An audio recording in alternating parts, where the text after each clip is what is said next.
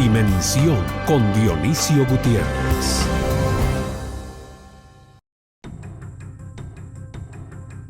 Desde sus orígenes, el ser humano ha necesitado de los recursos naturales para sobrevivir y desarrollarse. Y en la medida que las sociedades han incrementado su tamaño y su nivel de sofisticación, también se ha incrementado la demanda por recursos naturales.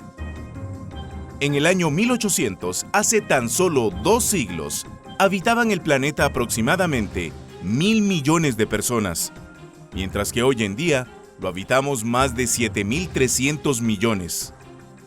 A pesar de las predicciones pesimistas de principio del siglo XIX, las mejoras tecnológicas, el crecimiento económico y los avances en medicina permitieron que la población se expandiera como nunca antes en la historia de la humanidad. Sin embargo, todo este crecimiento está dejando una huella en el planeta. La contaminación de los recursos hídricos y del aire, así como la tala inmoderada de árboles, podría poner en riesgo la existencia de la vida en la Tierra en el largo plazo. Para el año 2050, se estima que seremos más de 9.000 millones de seres humanos y para el año 2100, más de 11.200 millones. Ante este crecimiento demográfico, ¿qué estamos haciendo para utilizar los recursos naturales de forma apropiada? ¿Cómo podemos mantener limpia el agua para que la utilicen muchas generaciones más? En el caso de Guatemala, no somos ajenos a esta problemática. Una parte importante de las fuentes de agua ya están contaminadas, incluyendo los 2 lagos más importantes del país, y cada año se pierden miles de hectáreas del bosque, sobre todo para consumo de leña. Además, somos uno de los países más vulnerables al cambio climático, lo que nos expone a sequías en ciertas regiones, o bien a inundaciones y derrumbes en lugares con alta densidad poblacional. ¿Cómo podemos detener el deterioro del medio ambiente? ¿Cómo recuperar las fuentes de agua que hemos contaminado? Hoy en Dimensión, discutiremos sobre la utilización apropiada de los recursos naturales y el marco institucional que se puede implementar para lograr una mejor gestión ambiental.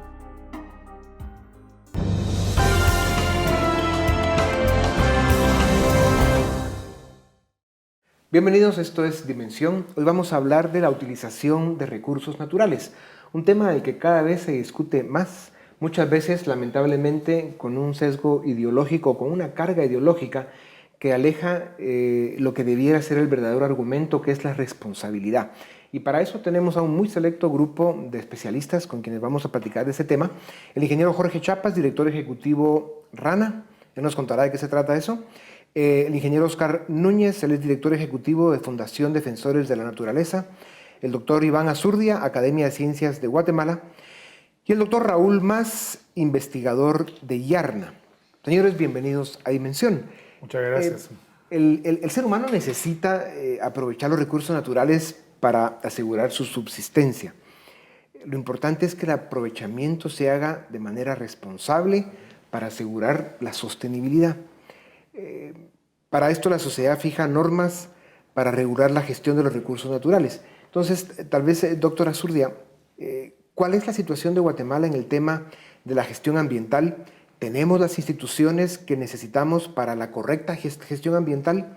¿Es la institucionalidad una forma de dirimir los conflictos asociados a la gestión de los recursos naturales en el país? Bueno, el manejo de los recursos naturales en Guatemala es un poquito el reflejo de todo lo que sucede en Guatemala en su ámbito social y político. Tiene muchos problemas de desorden, muchos problemas de debilidad institucional, de debilidad en la aplicación de las leyes, una gran cantidad de leyes que no se aplican. Tiene un reflejo también. Y otras que no se respetan, ¿verdad? Que no se respetan y que obviamente que no se hacen respetar o no se respetan. Tenemos todo lo que está asociado a la educación, al acceso a la educación. Hay 2 Guatemalas, una que está en el primer mundo y otra que todavía no sabe leer y escribir, asociada a los problemas de desnutrición. Es difícil educar y formar a gente que tiene sus capacidades intelectuales mermadas, por lo tanto, hacerlo partícipe de lo que es el compartir el entorno de vida. Sin embargo, es un país de alguna manera muy resiliente, porque a pesar de los malos gobiernos, de la mala administración, de la debilidad institucional o del no cumplimiento de las leyes, es un país que todavía es rico, es un país todavía que ofrece una gran biodiversidad y creo que también tiene mucha esperanza. Si hay cosas que se arreglan, de una vez te hablo de cuáles serían las soluciones. Tener una representación política más sana, tener una ley de servicio civil más sana, porque cada 4 años empezamos de nuevo y eso no puede ser. Y tenemos que tener un mejor acceso a la educación y a la nutrición para que tengamos una sociedad democrática. Para tener una sociedad democrática tenemos que tener individuos y ciudadanos informados. O sea, yo le diría, ¿qué pasa? Por arreglar nuestro contrato social. Sí, pues. Ingeniero Chapa, su visión sobre estos temas de la institucionalidad, la legislación y cómo estamos realmente administrando nuestros recursos naturales. Comparto mucho de lo que avanzaba ya el doctor Azurdia. Efectivamente pienso que en parte es el resultado de un sistema muy perverso que tenemos, en el cual, pues poniéndole números, hay un poco más de 70.000 normas que hay dentro de nuestra sociedad que aparentemente regulan el comportamiento social, pero no hacen más que provocar lo contrario. Creo que toda esta legislación e institucionalidad, digamos, desde el punto de vista gubernamental, no abona precisamente al comportamiento y a la naturaleza humana, que es la de actuar y la de que cada individuo busque alcanzar sus propios fines a través de los medios que tiene disponibles. Toda la legislación que hay es pues sumamente perversa. Los poderes del gobierno no están limitados, digamos, a sus funciones propias, como lo es la justicia, la seguridad. Hoy vemos ya la discusión en temas de reformas al sistema de justicia. Creo que eso es sumamente urgente, ¿verdad? Porque precisamente bajo un sistema en el cual el gobierno se limita a esas funciones propias de seguridad, justicia y algunas obras de infraestructura, lo demás viene por añadidura. Y cuando digo lo demás, pues me refiero precisamente a la creación de riqueza que hace que los ciudadanos sean más eficientes en el uso y más responsables en el uso de los recursos naturales, aparejado con instituciones, no en el sentido que estamos acostumbrados los guatemaltecos a advertir las instituciones como meros, digamos, organismos del Estado, sino instituciones que en verdad predisponen el comportamiento humano, como es la propiedad privada. Y cuando no hay, digamos, condiciones de propiedad privada y libertad para ejercer, digamos, el comercio o el mercado, entonces no existen condiciones para ser eficientes ni para que ese comportamiento humano se conduzca hacia una convivencia pacífica, digamos, y eficiente en el manejo de los recursos. Para ir enmarcando un poco el tema que vamos a intentar tocar en este programa, ingeniero Núñez, el aire que respiramos está teniendo cada vez más problemas en Guatemala, el agua que bebemos igual hay contaminación y hay problemas, lo que está pasando con los bosques, o sea, sí tenemos un problema ambiental y hay, digamos, un proceso de deterioro importante. Solo hay que ver cómo terminó el lago de Amatitlán, qué está pasando con el lago de Atitlán, etc. Un tema concreto es que en Guatemala se pierden al año cerca de 132.000 hectáreas de bosque como consecuencia de la tala descontrolada. Esto, por supuesto, tiene efectos importantes para el medio ambiente. ¿Cuáles son los problemas específicos?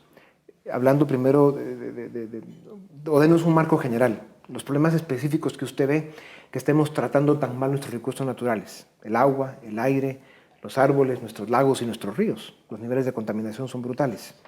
Bueno, yo sí sería un poquito más agresivo que los compañeros y independientemente que tenemos ciertas instituciones y ciertas leyes, están patas arriba. ¿Qué quiero decir con eso? Si uno es visionario, tenemos un Ministerio de Recursos Naturales y Ambiente, pero aparte está Energía y Minas, aparte está el tema del agua en salud, aparte está el sistema del agua en sistemas de riego, aparte está el sistema de agua en hidroeléctricas en el Ministerio de Energía y Minas. Si a mí me preguntan, yo sí intentaría, ahora con la Primavera Guatemalteca, aglutinar todo lo que podría ser realmente un Ministerio de Ambiente y Recursos Naturales. Unir al INAV, el Instituto Nacional de Bosques, con el Consejo Nacional de Áreas Protegidas, con el INSIBUMEN, con el OCRET, y me jalaría hasta el Ministerio de Energía y Minas al mismo Ministerio de Ambiente. ¿Por qué digo eso? Porque sencillamente el problema que miro yo es que no nos ponemos de acuerdo ni siquiera a nivel de las instituciones gubernamentales en qué autorizamos y qué no autorizamos. Autorizamos una hidroeléctrica que posiblemente va a dejar sin agua a la gente abajo o cambia la regulación de un campesino que riega sus cultivos, para bien o para mal, pues. Entonces yo creería que sí tendríamos que ser un poco más visionarios en ordenar la institucionalidad. Posiblemente las leyes caen ya de esa institucionalidad y parto mucho de los acuerdos locales. Más adelante pues vamos a tocar el tema, por ejemplo, de la cuenca del río San Jerónimo, que estamos platicando con los compañeros, donde ahí se pusieron de acuerdo entre todos en el uso del agua. Y ahorita no es que estén felices y contentos, pero hay una buena regulación sobre el agua, hay una ley local sobre el agua que fue publicada en el Diario Oficial, y eso nos traslada a lo que podríamos hacer haciendo con un SIGAP, un Sistema Guatemalteco de Áreas Protegidas, que es el único sistema de ordenamiento territorial de este país, pero con un CONAP, con un presupuesto que no pasa de los 100 millones, y el 33% del territorio está dentro de áreas protegidas. Claro. Entonces, creo que el problema, desde mi punto de vista, es un poquito lo frágil de nuestra institucionalidad. La poca inversión, y ahí hablo también de la inversión privada en el manejo, la inversión del capital natural. Nadie invierte en el manejo del agua. Lo que pagamos todos es posiblemente que alguien le echa cloro y tal vez el transporte de Chayapixcayá a la ciudad de Guatemala, pero nadie paga en la producción del agua. Ya. Y así nos podríamos ir yendo con todos los demás recursos naturales. Vamos a primer corte y volvemos en un momento para seguir en dimensión con nuestro tema de hoy, que es la utilización de los recursos naturales.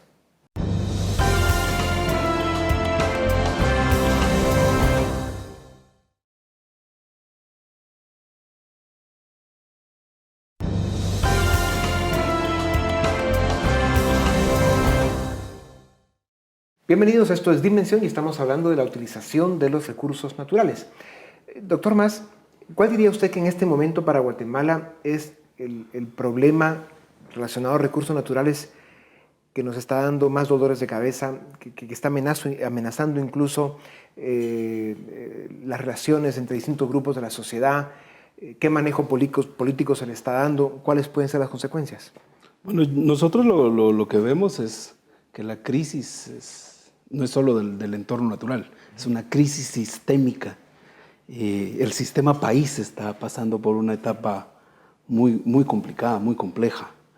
En términos de la dinámica de la sociedad en torno y su relación con la naturaleza, de pronto habría que analizar cinco variables, 5 atributos que tiene el sistema. Uno es su disponibilidad de recursos. Y vemos con suma preocupación cómo la disponibilidad de recursos ha ido decreciendo de una manera muy significativa. Usted planteaba el tema de la deforestación, 132,000 hectáreas de bosques naturales que en promedio son sustituidos, digamos, por otro tipo de actividades. Eso implica, en términos de conversión, estamos hablando de 19 campos de fútbol por hora. Ese, digamos, sería el ritmo más manejable de la deforestación, pero es un ritmo de deforestación que es creciente. Entre 1990 y el 2000, el ritmo de la deforestación era de 12 campos de fútbol por hora. Entre el 2000 y el 2005 llegamos a 15. Entre el 2005 y el 2010 estamos hablando de 19. Y si seguimos con esa tendencia, ¿cuáles son las consecuencias? Pues obviamente nos vamos a quedar sin ecosistemas naturales. ¿Qué pasa con eso? Los ecosistemas naturales se caracterizan por 3 variables: con su composición, su estructura y su función. El tema es que las funciones que generan los ecosistemas naturales son vitales para la vida humana, para la vida de otros organismos y para el sistema económico productivo del país. De acuerdo a los análisis que hemos hecho nosotros a través del sistema de contabilidad ambiental y económica integrada, el 70% de la riqueza que se genera en este país proviene de la utilización de esas funciones ecológicas. Eso pega es como poner un grito en el cielo, porque luego vemos cómo es la respuesta institucional para proteger estos ecosistemas. Digamos, en español, para que todos lo entendamos, es que va a dejar de llover si seguimos talando los árboles de una forma tan descontrolada. Doctor. Es que realmente no es un problema de Guatemala, es un problema del planeta. O sea, lo que le pasa al lago de Atitlán es un fractal de chiquito de lo que le está pasando a todo el planeta, a los océanos, ¿verdad? deforestación, contaminación, polución, basura, crecimiento poblacional. Yo creo que una de las cuestiones que los seres humanos fallamos es cuando usamos el lenguaje de recursos naturales y el lenguaje del control, que a los ingenieros nos contratan para eso, ¿verdad? Para controlar y diseñar. Asumamos que lo que nos dice la ciencia, de que hay en 4.8 billones de años de existencia de este planeta, el 99.99% de las especies en el récord fósil están extintas. O sea, ese 0.01%, que somos nosotros, los delfines, los pájaros, lo que hay ahora, conocido o desconocido, no tiene garantizada su vida. Entonces, lo que yo siento sucede es que no tenemos un pensamiento profundo. Nos estamos preocupando del árbol que se cayó, del basurero allá, de la descarga de agua residual aquí y de este crecimiento que tenemos al lado. Y cómo somos o no responsables, pero realmente estamos asumiendo que estamos aquí eternamente y que los humanos tienen algún poder sobre el planeta. Entonces hablamos de leyes creadas por los seres humanos desde una visión eurocéntrica, antropocéntrica, pensando en que nosotros somos lo máximo del planeta y que vamos a garantizar nuestra vida. Pero la vida no está garantizada para empezar. Y segundo, las únicas leyes que realmente se aplican son las leyes, por ejemplo, de la termodinámica, de la biología. Si la economía funcionara dentro de esos parámetros que marcan las leyes de la termodinámica y no sobre esas ideas sobre el control y de lo que podemos hacer en el planeta para extraer y explotar, tal vez el discurso sería diferente, porque todo lo que hacemos los humanos es minero.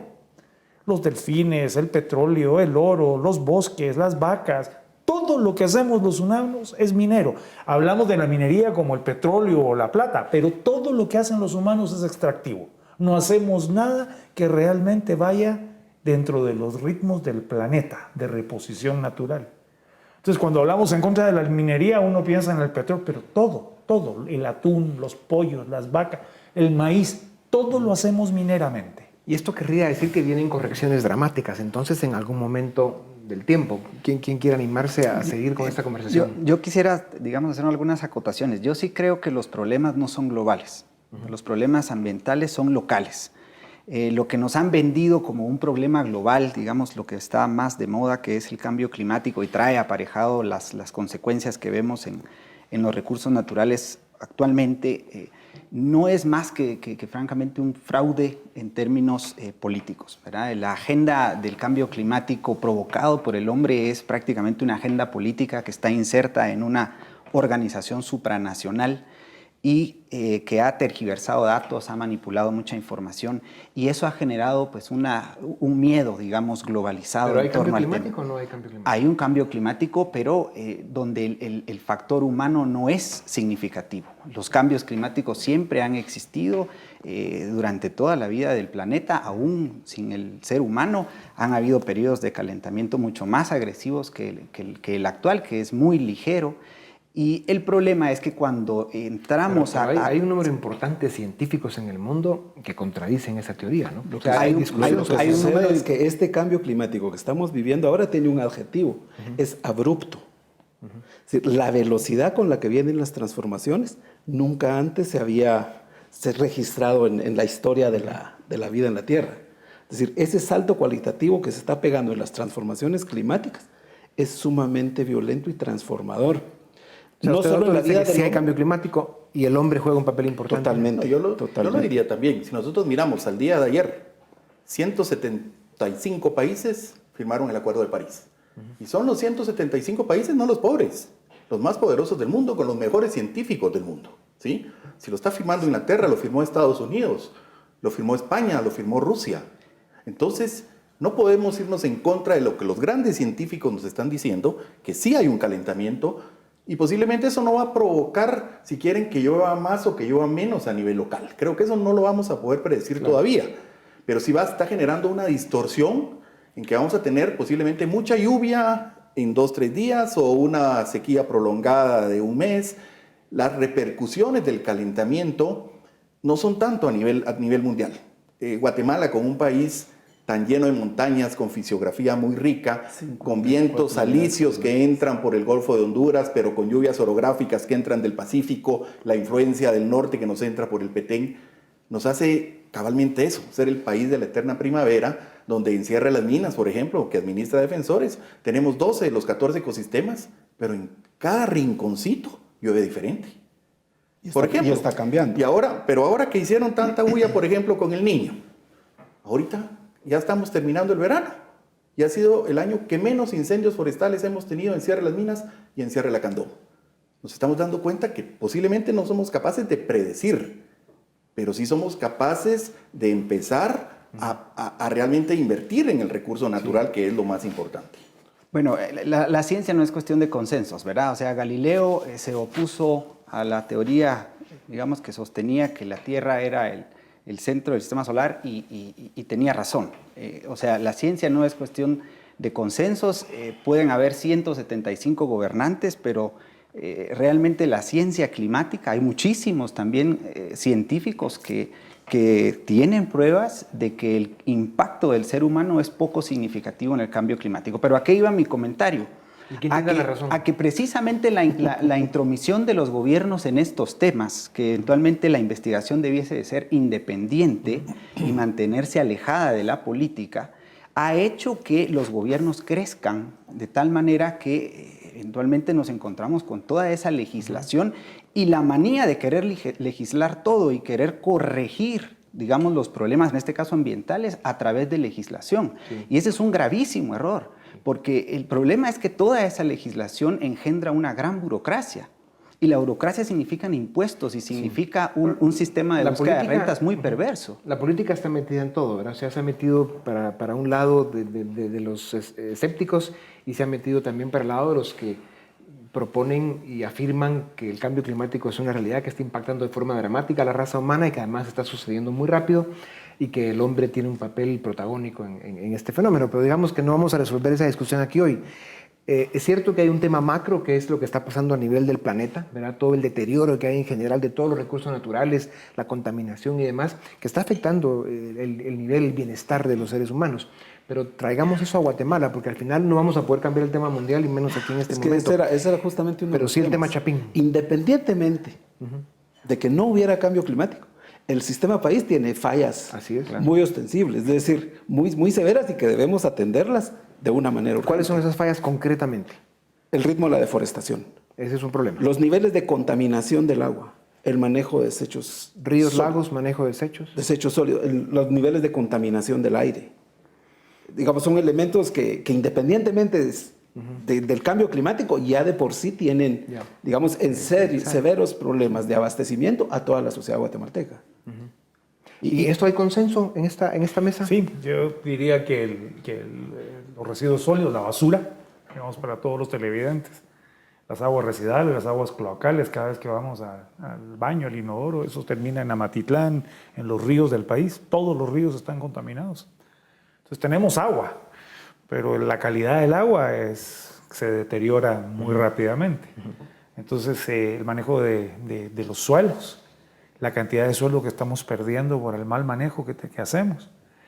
Pero yo sí creo que hay mucha esperanza todavía en un país como Guatemala por dos razones. A pesar de los latrocinios de los gobiernos ineptos y corruptos que hemos tenido, este país crece económicamente, hay innovación, hay gente dispuesta a invertir, extranjera y nacional. No todo es torcido y corrupto, hay gente que hace negocios de una manera, y no solo a nivel empresarial aquí en la ciudad, sino en las áreas rurales hay emprendimientos de campesinos, de cooperativas, y ahí hay una posibilidad. Sí, un crecimiento insuficiente, porque los niveles de pobreza siguen... siguen cambiando. Pero entonces, 50%. Ahorita, digamos, si tú me preguntas si usted me pregunta cuál es la solución, ahí están los problemas, pero los problemas no son una intervención sobre el territorio o legislación, en eso sí estoy de acuerdo con usted, creo que es lo único que estoy de acuerdo con usted, sino en la cuestión de la educación, la nutrición y que nadie es superior a la ley.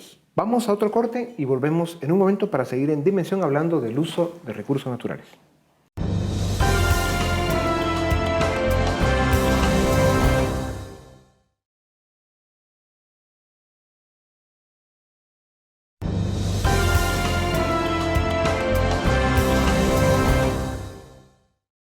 Bienvenidos, esto es Dimensión, estamos hablando de la utilización de recursos naturales.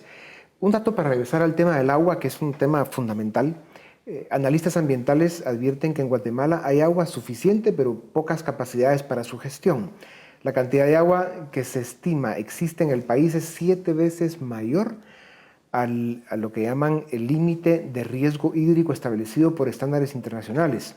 O sea, relacionada con la población. O sea, del volumen total de agua disponible anual se estima que solo se aprovecha cerca del 10% del total. O sea, el problema no es de escasez de agua, sino calidad. ¿Hay consenso en este dato? Yo acotaría que no es escasez física, pero sí hay escasez económica, digamos. O sea, y el problema es que para que haya la posibilidad de que el agua llegue, digamos, a los ciudadanos en cantidad y calidad, el problema es que sí hay necesidad de la función empresarial. Tal vez y eso significa costos. Otro tema que es importante es que el agua no está presente uniformemente ni en el tiempo ni en el espacio. Sí. Hay épocas del año donde hay mucha agua y hay épocas del año donde no. Y hay regiones donde hay mucha agua y hay regiones donde hay muy poca agua. Entonces, ¿cómo manejar, cómo administrar? En términos de promedio, obviamente hay suficiente, pero en términos locales, ahí es donde empiezan ya los niveles. De hecho, en el 2011, que se dio el último dato, cerca del 25% de hogares en Guatemala no tenía servicio de agua potable, por ejemplo, ¿verdad?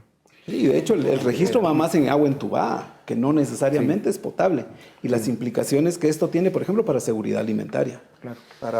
Para nosotros, bajando a la dimensión del uso del agua, independientemente de las leyes o las instituciones que puede ser que no estemos de acuerdo en el grupo, creo que sí debería ser el acuerdo común, ¿sí? Y les pongo un ejemplo también en base a nuestro trabajo. En Sierra de las Minas creamos el Fondo del Agua desde el año 2006, ¿sí? Y ahora tengo hasta inversión privada de empresas que están invirtiendo en el manejo de la cuenca. ¿Por qué lo están haciendo? No porque tengan una ley, no porque tengan un impuesto, no porque lo tengan que hacer. Lo están haciendo de forma voluntaria porque ya se dieron cuenta que su agua viene de Sierra de las Minas. Entonces estoy hablando del sector industrial, el sector hidroeléctrico, que están empezando a invertir. Pero vámonos al tema que tocaba Iván, el tema educativo. Defensores invirtió mucho dinero cuando comenzamos a administrar la Sierra de las Minas en 1992. Entonces los jóvenes, los niños de antes, ahora son los líderes comunitarios. Son los que crecieron con el concepto de la reserva de biosfera. Y entonces ahora los defensores de la naturaleza ya no somos 100. Somos los 500,000 usuarios del agua de Sierra de las Minas, que en la medida de lo posible nos hemos ido poniendo de acuerdo. Tenemos 7 comités de cuenca, unos más legales como San Jerónimo, otros como comités, que todos nos sentamos en la misma mesa a ponernos de acuerdo sobre un capital de agua que existe. Ahí va el tema de lo que muchos de los expertos a nivel del agua hablan de las 3 I, y yo hablo de las 4 I. El primero es información.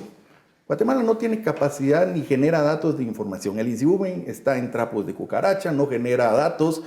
Los datos son de los valles o de las ciudades. Nadie sabe cuánto está lloviendo en los volcanes, en las partes altas, que es la parte más importante de captación y regulación del agua. La otra ahí es la infraestructura. Por ejemplo, para mí cualquier embalse que se haga en este país debe ser de uso múltiple.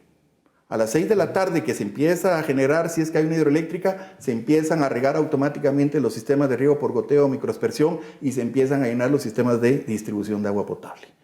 La otra ahí es la institucionalidad, que ya hablamos un poco, el cómo integramos cierta institucionalidad.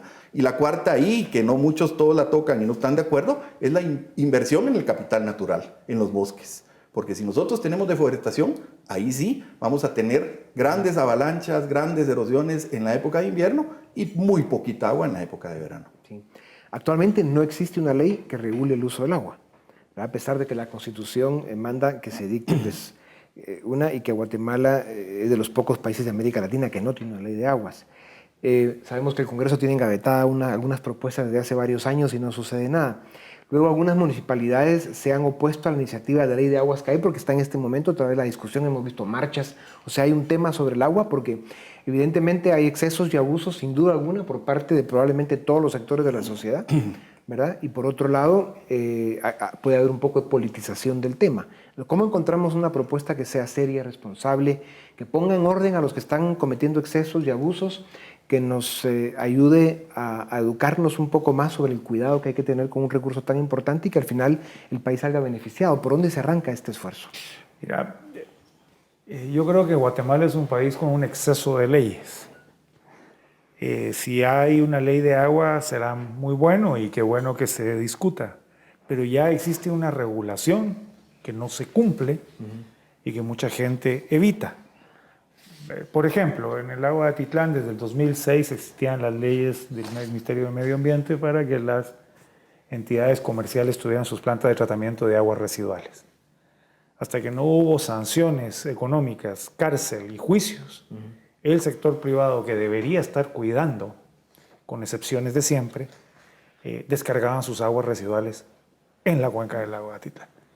De los 15 alcaldes de la cuenca no se pudo emprender ante juicios a más porque es un proceso muy tedioso y largo, pero 7 de ellos, uno prófugo de la justicia en esa cuenca. Hasta que eso sucedió ya empiezan a hablar de la inversión pública para el tratamiento de las aguas residuales. Cuando uno suma Ivapaz, Fonpetrol, transferencias constitucionales, sin tomar en cuenta cooperación internacional y todos los 15 municipios de las cuencas del lago de Atitlán recibieron 6,000 millones de quetzales en dinero gastado y reportados en el Ministerio de Finanzas Públicas. Usted se mete ahí al MinFin y encuentra el dato. Y aparece medio ambiente y agua y saneamiento. ¿Y dónde está? O sea, hay un mal manejo, hay latrocinio, hay corrupción, pero hay también, sencillamente lo reportan como un gasto en eso y pues, hay equipos de fútbol, estadios. No hay consecuencia. Exactamente, no hay consecuencia. Entonces, lo que te quiero decir es que con la legislación que ya hay podemos empezar a avanzar. Lo que hay que hacer es atreverse a aplicarla. Técnicamente, digamos, ya existe una batería de instrumentos para hacerlo, todos englobados en la lógica de la gestión integrada de recursos hídricos, que al final lo que persigue es asegurar que todos los habitantes de un territorio determinado tengan agua todo el tiempo y para siempre. Pero para poder lograr esa visión de la gestión integrada de recursos hídricos, hay todavía algunos elementos que hay que terminar de afinar, digamos, la lógica de la distribución del agua, cómo priorizar los usos del agua, cuál es el uso más importante en una determinada cuenca, porque esa es otra gran bondad del agua.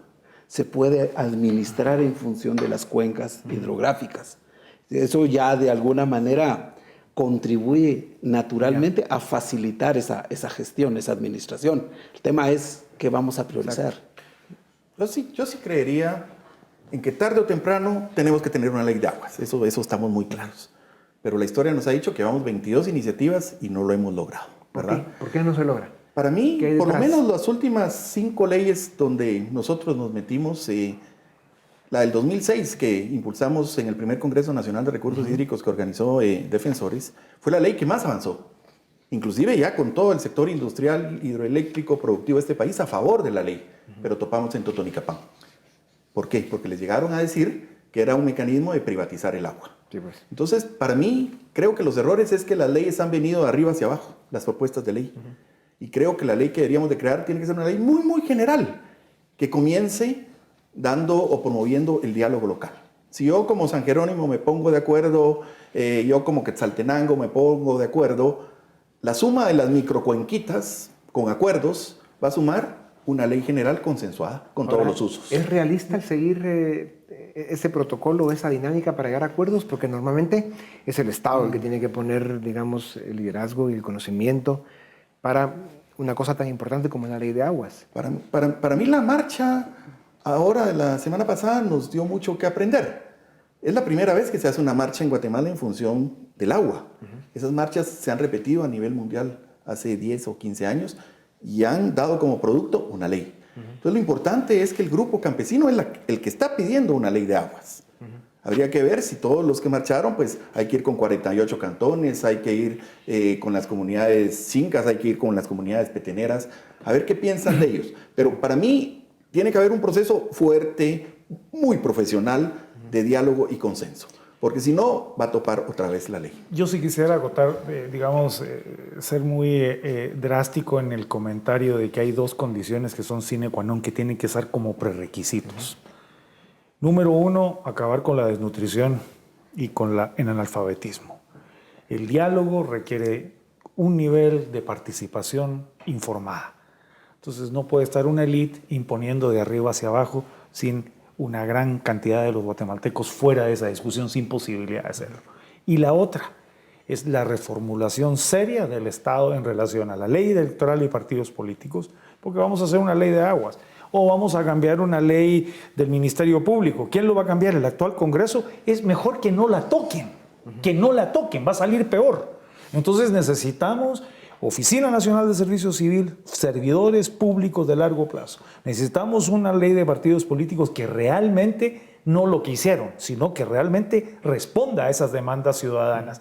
Y tercero, necesitamos trabajar en inversión pública para la nutrición y para la educación de una población, porque no podemos ser el peor país en el hemisferio occidental, bueno, está Haití, pero si no tuviera Haití, en nutrición y en educación. Sin esas condiciones, cualquier proceso de legislación o a nivel de microcuencas o a nivel nacional está distorsionado, porque entonces unos decidimos por otros. Sí, tiene que haber una comunicación, una interacción importante para no salir de ahí con una cosa medio marciana. Sí, yo sí disiento de la necesidad de tener una ley de aguas. Más, digamos, coincido con la visión del doctor Maas, en el que ya existe una especie de normas generales que están condensadas en alguna medida en el Código Civil, decreto número 106. Ahí se distinguen las aguas de dominio particular, las aguas de dominio público. Las aguas de dominio particular pues son concebidas ahí como propiedad, digamos, se define claramente la propiedad. El problema es el tema de las aguas de dominio público, y que básicamente concierne a lagos, ríos, esteros, mares, digamos que son sistemas aún más complejos. Ahí habría que ensayar alguna especie de mecanismo que otorgue claros derechos de propiedad, y esos arreglos de los cuales habla el ingeniero Núñez son pues excelentes experiencias que no solo existen ahí, digamos los freseros de Rincón Grande en Zaragoza, los amigos del río Iztacapa allá en Nahualá y hacia abajo Suchitepeques y ese acuerdo al que han llegado con el ingenio Palo Gordo.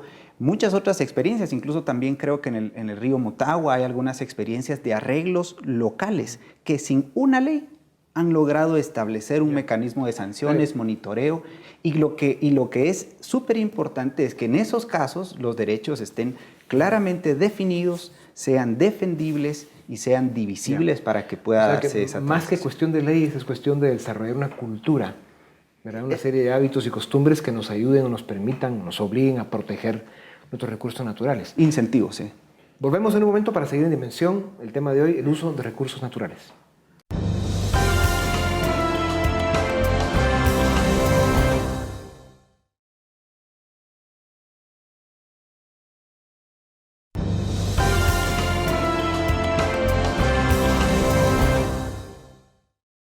Bienvenidos, seguimos en Dimensión hablando del uso de recursos naturales. Demos otra vuelta entonces, hablamos de que el tema del agua evidentemente es lo que está provocando en este momento más tensión, más crisis, y por el nivel de contaminación que tienen nuestros lagos, ríos, cuencas y demás, que llega a un 90%, ¿verdad? O sea, se habla de 14 de los 39 ríos principales de Guatemala están altamente contaminados. Los 4 lagos más importantes están también muy contaminados, o sea, tenemos un problema real. ¿Cómo se puede rescatar eso? Para usar un par de minutos en el tema ese de, ya que hay ese grado de deterioro y contaminación, ¿cómo hacemos para recuperar, volver a limpiarlos? ¿Es posible? ¿Cuánto tiempo tarda? Se puede hacer, y regreso otra vez a la cuestión de la gobernanza y la gobernabilidad. Es una falacia de que no hay dinero. 6,000 millones de quetzales gastados e invertidos en la cuenca de Atitlán por los gobiernos municipales, los impuestos guatemaltecos. ¿Dónde están? La ley marcaba y obliga a las alcaldías a hacer las plantas de tratamiento de aguas residuales, de clorar el agua, etc. ¿Dónde están? Entonces, el dinero se pierde, se malusa y se invierte en tonteras.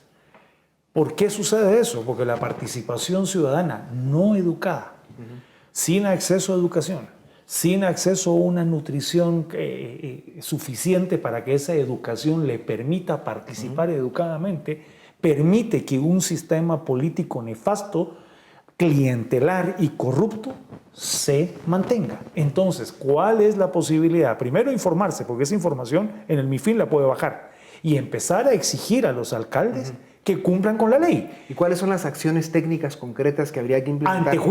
Antejuicio a los alcaldes, porque en el momento que empieza el antejuicio, empieza la reacción. En el momento en que no hay un castigo real ante la ley, hacen campos de fútbol, hacen viajes de maestros a la playa, en eso se gastan el dinero de los impuestos. Y en lo que es el trabajo de lagos, ríos, cuencas, etcétera, ¿qué habría que hacer para rescatarlas? ¿Cuáles son? Yo creo que hay un lineamiento fundamental que no debemos olvidar. El agua es vida. Sí. En este planeta hay vida porque hay agua. Es decir, y eso es un elemento clave. Sí, pero la defensa del agua es la defensa de la vida. Y a partir de ese punto yo empezaría... Pero tú estás cosas concretas. Tú estás buscando algo concreto. Sí, o sea, primero dejar de contaminar, ¿verdad? Parar la contaminación. Claro. Y luego, ¿cómo rescatamos lo que ya está contaminado? Hay que hacer infraestructura para evitar que siga habiendo contaminación. Ese es Todo el tema de las plantas de tratamiento.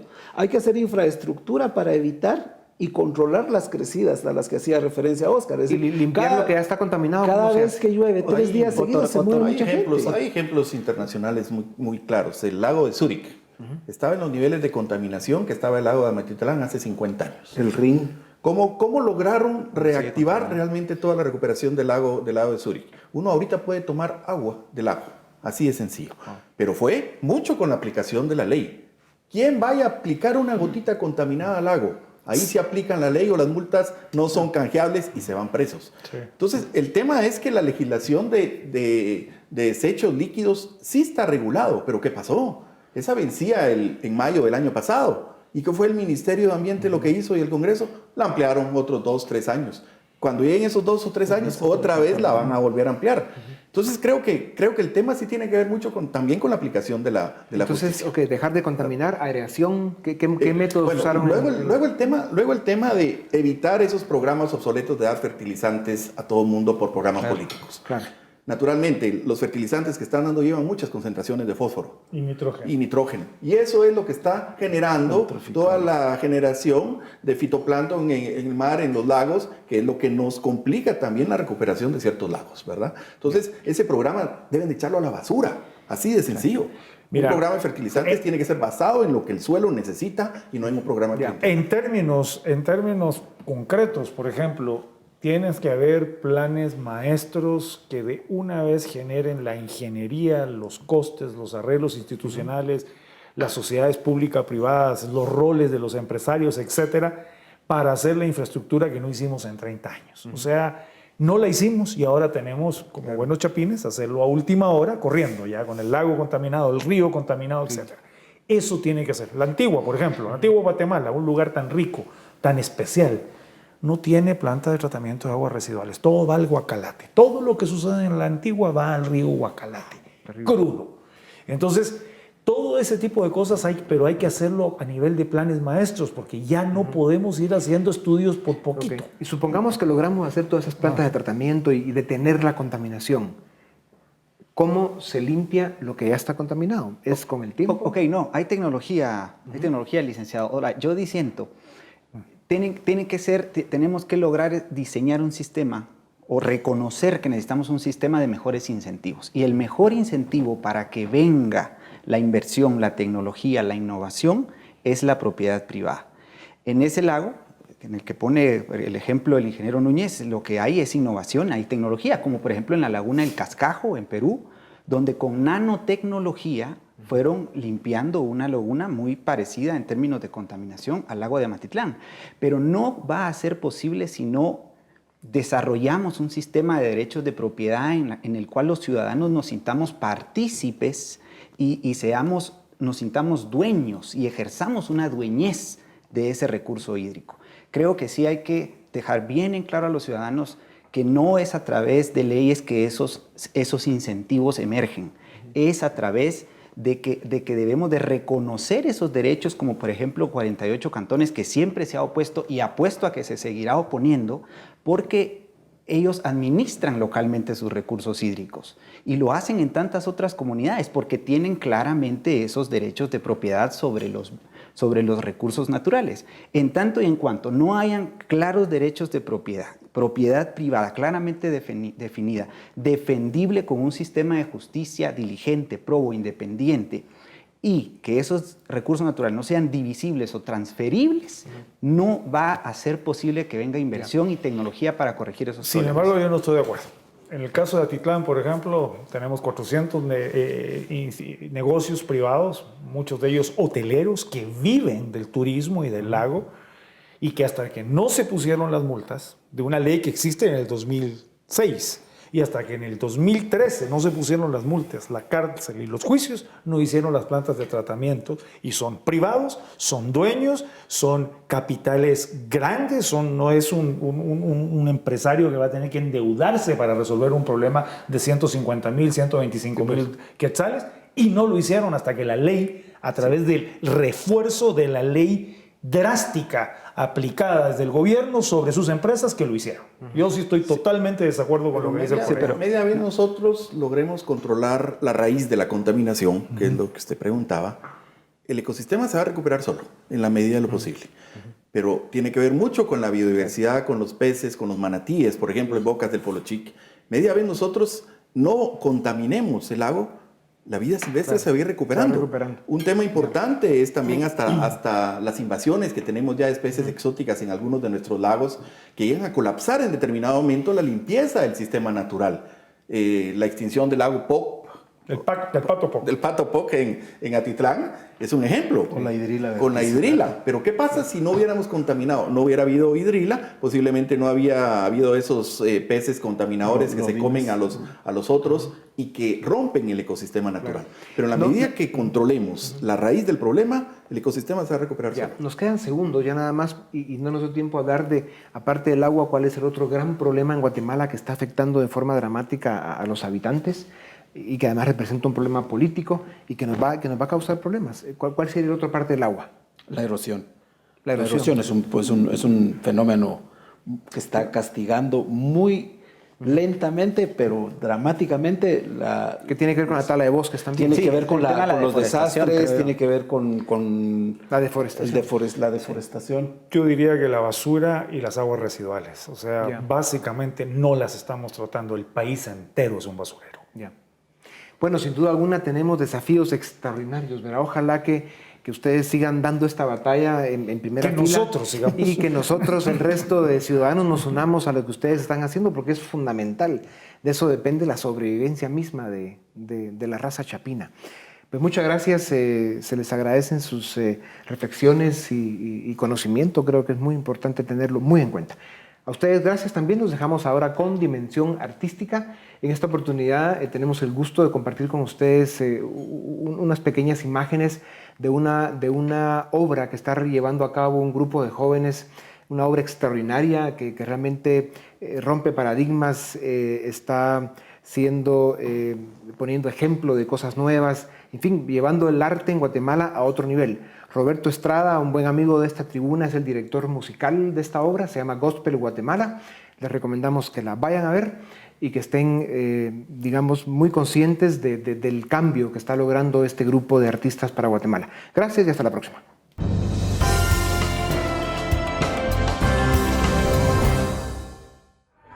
Dimensión visitó el Teatro Lux en la Zona 1 para conocer al elenco de la obra musical Godspell, que se está presentando durante el mes de abril y parte de mayo en la ciudad de Guatemala. Godspell es un musical que, pues, de Broadway, que es traído por una producción mexicana, colombiana y guatemalteca, pues que se está presentando ahora en Guatemala. Se ha presentado alrededor del mundo, en varios países, en varios idiomas y en varias adaptaciones. Pues ahora tenemos pues, el gusto y la oportunidad de ser pues, parte del elenco de este musical con una adaptación al Chapín. Este montaje de gospel para mí es muy particular porque el trabajo vocal que tienen todos los del elenco, los 23 bailan, cantan y actúan. Es un montaje espectacular. Creo que nunca antes visto en esta calidad, con todo completo. Somos la compañía más grande que ha presentado gospel en el mundo. Somos 23 el elenco y 6 músicos, 29 que estamos en escena.